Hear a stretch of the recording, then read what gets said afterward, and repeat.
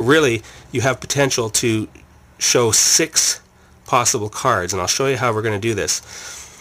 What you do is you grab the 6 potential cards and you are going to organize them so that you select 2 pairs of colored cards. So organize them so you have 2 red cards and 2 black cards. Okay. Now, if you have all black cards and all red cards, you could organize it to have 2 court cards and 2 number cards, or 2 club cards and 2 spade cards, anything like that, as long as they're paired up in an organized way like that. And I'll show you what I mean later. Now, what we do is we take the remaining 2 cards that, we've got the red pair and the black pair here. The 2 remaining cards of the 6 potentials, we're going to set 1 card on the bottom of the deck and the other card on the top of the deck, just like that. Now, where we're going to place these cards is we're going to remember that we're going to place the black pair of cards on the bottom portion of the deck and the red pair of cards on the top portion of the deck. And where we're going to place them exactly is based on the spelling of the top card that we've selected to put on top of the deck. So, the King of Diamonds we spell from the bottom, including this potential bottom card. We count K-I-N-G-O-F of, and then D-I-A-M-O-N-D, and we don't include the S, we just spell to the singular form of diamonds. And then we place the 2 black cards at the bottom portion of the deck, just like that. Now we're set. Now with the red cards, we do the same thing, except we don't count from the very top potential card. We count from the second card because we're going to be dealing this card on the table. So we spell K-I-N-G and then of, O-F, and then diamond, D-I-A-M-O-N-D, just like that. We want the plural form of the suit, and I'll tell you why later. So we place the 2 red cards at the upper portion of the deck. Now the deck is set. Now, to reveal the card in a single purposeful way, out of all those 6 cards, we have them place their hand palm up in front of them, and we immediately set the deck face up on their hand just like that.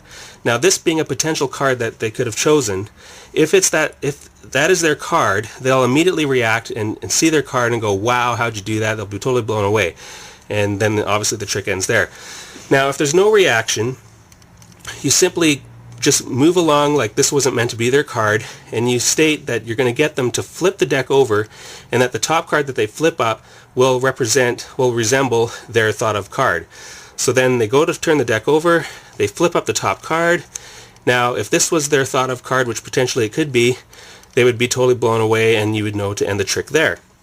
Now, if there's no reaction still, you simply say, well, this card actually resembles your card in some way.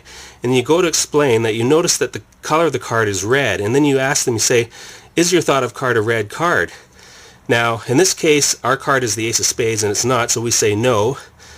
And then we just say, okay, well, this card visually may not represent your card, or resemble your card, but this card actually resembles your card in a more dynamic way. And then you go on to explain that the letters of the name of this card will actually pinpoint the exact location of their thought of card. Now, because they said no, we know then that potentially their card is one of the 2 black cards, which are at the bottom portion of the deck. So we know that already just from that little clue that we got from their answer. Now, if they said yes, that their card is represented by this red card, that color, then we'd know that it's one of the 2 red cards at the upper portion of the deck. And then we would go on to say, okay, we're going to show you also that this card is more resembles your card by the name of it with the letters that we're going to spell to indicate exactly where your card is. So we set the card down on the table. Now, in this case, they said no, so we know it's one of the 2 black cards. So we say, now turn the deck over so we can see the cards. So we get them to turn the deck over, and we spell King of Diamonds. So let's spell King of Diamonds and watch what happens. K-I-N-G, King, and then of, O-F, D-I-A-M-O-N-D-S, and we arrive at the Ace of Spades, and they'll be totally blown away. Now, had this not been their card, this would be their card, and they would still be blown away because they'll see their cards sitting face up left in their hand after they've done the spelling. So this works both ways, so they'll totally be blown away for the black cards.